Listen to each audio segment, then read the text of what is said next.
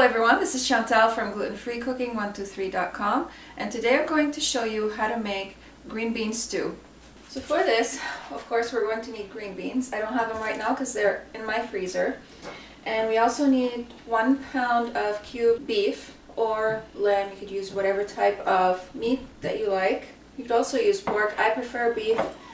And also we need 1 onion that we're going to dice, and we need 1.5 cups of diced tomatoes. And right now I just have this can of diced tomatoes that I'm going to use. You could dice them as large or as small as you want. So first thing I'm going to do is just start dicing this onion, and also you could dice it as small or as large as you like. I like mine kind of a medium size.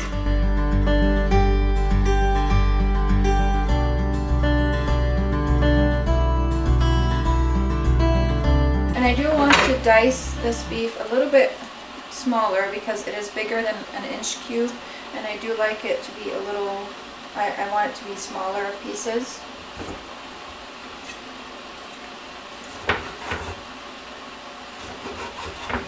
And this is actually a little more than a pound, but that's okay. You could use any type of beef cut that you want. This is beef for stew that I'm using. What I normally would do is buy like a roast beef for roasting, and then I would chop that up in a way where when it cooks it would be softer. So you want basically to chop against the grain. I don't know, it's hard to explain it. And you want to cook it longer if you are using a different cut of beef, unless it's a type of cut that's naturally soft. I'm also boiling some water because we're going to need to add boiling water to our dish. So my beef is ready, my onions are ready, and my tomatoes are ready. I have here my Dutch oven. You could use any large pot that you want.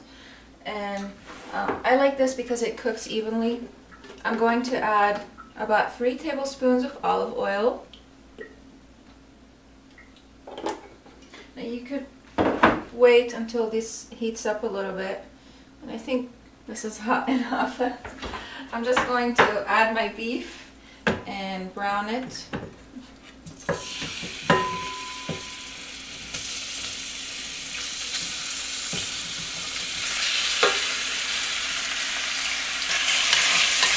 You want to brown it about 3 to 5 minutes, and you could brown it on high to medium heat. I'm actually using high heat right now, but I am going to reduce it to medium heat. And then once this browns, we are going to add the onions. I'm going to turn the heat back onto high again now, and I'm going to add my onions. We're just going to cook the onions until they're translucent. Now my onions have cooked. They're translucent. I did turn the heat down to medium high again because it was bubbling way too much for me. And there's liquid in here because the meat is rendering its liquid. And of course that's going to make it tougher, so because of that we are going to need to cook it for a longer period of time. And this is by no means a dish that you're going to have crunchy green beans. In fact, you're going to have really soft green beans, but it's going to be super delicious and super comforting. And this is what we're looking for, especially in this time that we're going through. I want comforting dishes. I don't want something that requires a long time to make, like preparation time, and I also want something that my family and I can enjoy. And this is super comforting and healthy and delicious. So we're going to add 1.5 tablespoons of minced garlic. I'm using the canned stuff here. And 1 teaspoon of this ground coriander. And then we're going to let these also simmer on medium-high for about 2 to 3 minutes until the garlic is aromatic and the coriander had the chance to cook for a little bit of time, just to kind of give it that deep flavor. Okay, now we're going to add our green beans. I have here 2 pounds of green beans, and I'm using frozen ones because that's all I have on hand. If you have fresh green beans, you're going to want to snap them in half. And there's also broad beans, not broad beans, the broad green beans. There are 2 different types. And, ooh, I'm not sure I can fit the 2 pounds in here. Oh, where did that go? We'll see. So for the broad green beans, what you want to do is you want to split them in half, slice them in the middle, like right in here, and then split them in half also the long way and the narrow way, if that makes sense. So we're going to also mix in our green beans and cook them for a few minutes until they change color. I think I can add the other ones. It's just the ice makes them as if they're a lot more, but we'll see how much I can add. I'm sure they'll reduce.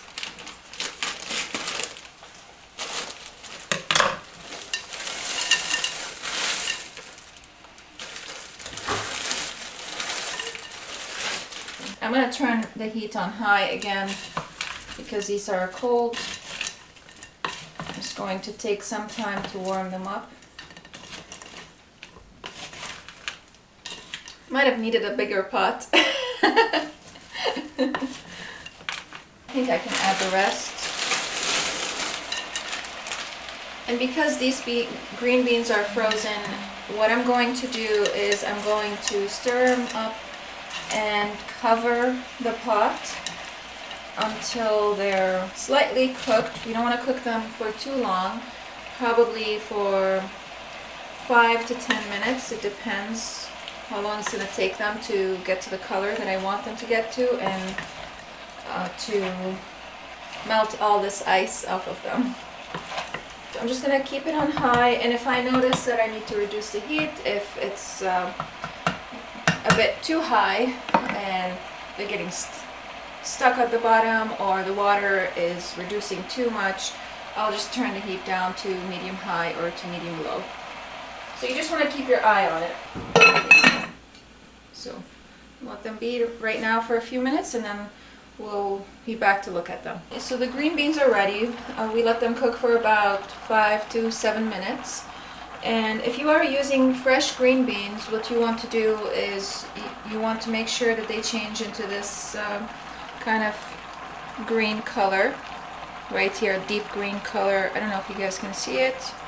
Yep. Actually more like this one.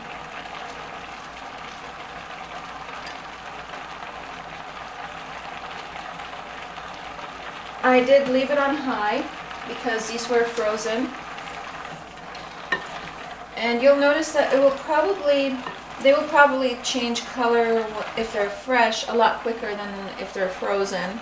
So right now we are going to add our diced tomatoes. And this is a 14.5 ounce can. I can add a little more if I want to. I might actually, we'll see. Because I did say in the recipe to add 1.5 cups of diced tomatoes, and this isn't quite as much. But if you don't like a lot of tomatoes, you can use 1 can of tomatoes, of diced tomatoes. That's good too. I think I'm going to use 1.5 cans. And then we're going to let this simmer for about 5 minutes on high like this. And then we're going to cover it, turn the heat down to low, and let it simmer for 25 minutes. And this is going to help the meat to soften and the green beans to soften. And after that, we'll come back and add the rest of the ingredients. I am going to lower the heat down to medium high for now, because I don't want all the liquid to evaporate, because we need that liquid to help us cook the beef to get it softened. And if we don't have that liquid, then we would have to add water. And right now I don't want to add water. I want the beef and the green beans and the tomatoes to all cook together and be submerged in those liquids that are coming from the meat and from the vegetables, and they're going to marry together and give us this great deep flavor to our dish. And since I am using canned tomatoes, right now I'm going to cover the tomatoes and, cover the, the green bean stew and turn the heat down onto low. It can actually take me 5 minutes. I cooked it for more like a couple minutes, and depends on how big your stove head is. That's how you want to control your heat. If you have a larger stove head, then you want to put it on low, and if you have a smaller stove head, you want to put it on medium low, because especially if you're using electric heat, the heat is going to radiate a lot more when you are using more of a surface area, and that's going to cause the food to cook a lot faster and for the liquid to drain a lot faster. We're going to let this simmer for 25 minutes and then we'll come back to it.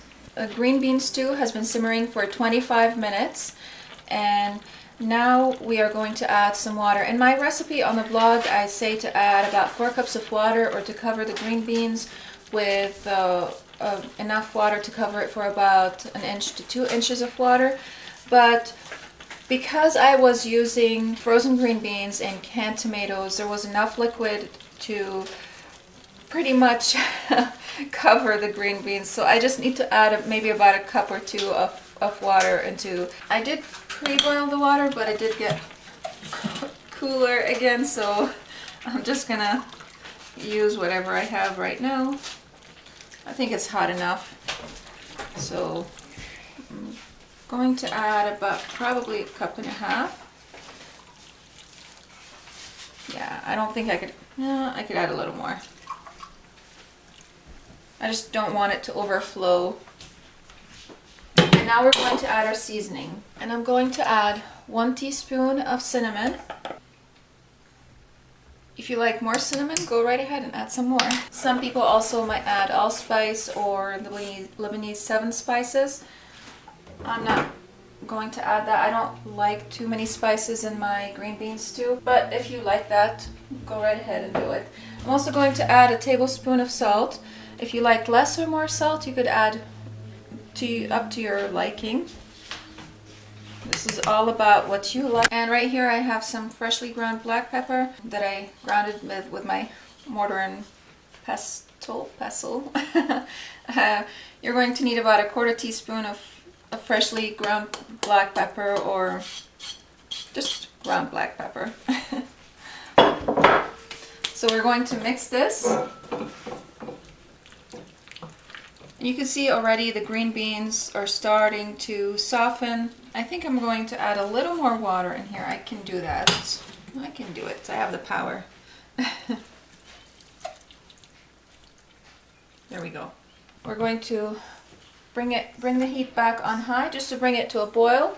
Then we are going to cover it, reduce the heat to low or medium low. Again, like I said, it depends how big the stove head that you're using is. I'm using a large stove head over here, so I'm going to put it on low. And we're going to let it simmer for about 25 to 40 minutes. It depends how long it takes the meat to soften up and get that nice texture that we want. If you like firmer meat, that's fine. You could have it cook for a less amount of time. And also the green beans, I like them to be soft, but not like, you don't want them to start disintegrating into the dish. You want them soft. This is also a great dish to cook in a slow cooker if you are busy and you want to go to work, and you could just prepare everything and put it all together into the slow cooker. And then when you're back from work, then you could have a nice dish and comforting dish to eat for dinner.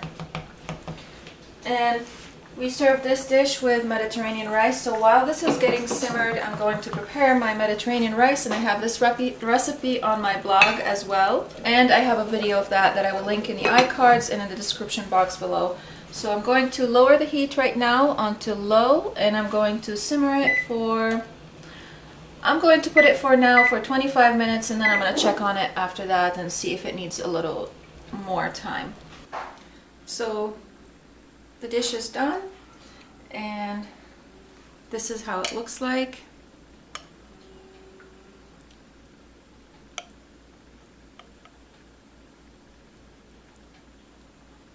The meat is pretty well cooked. It is still a little bit chewy. I did cook it for 45 minutes, but I think it's good enough and I'm hungry and I really want to eat. Also, usually the way how we serve it is we serve it over the Mediterranean rice, but I like to have my rice separate. I don't know, I don't like the stew to be mixed in with the rice. I'm just kind of weird like that. And I like the taste of the rice on its own as well. So what I do is I take some rice and I dip it in here. Now it's super hot. I don't want to burn myself. And I take some of the green beans too.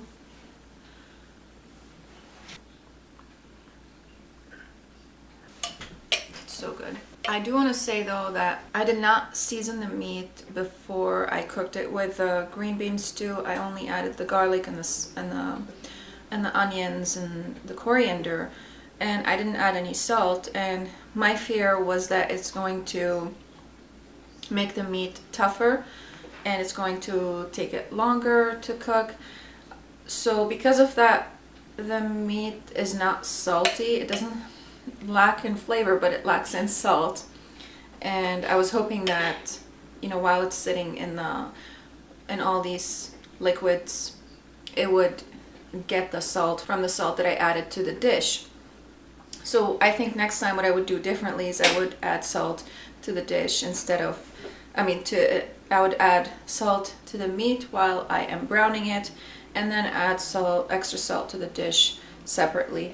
And I think that would make it taste better, even though it tastes great right now. But I think it would be a little better with that. If you are new to this channel, don't forget to hit the subscribe button.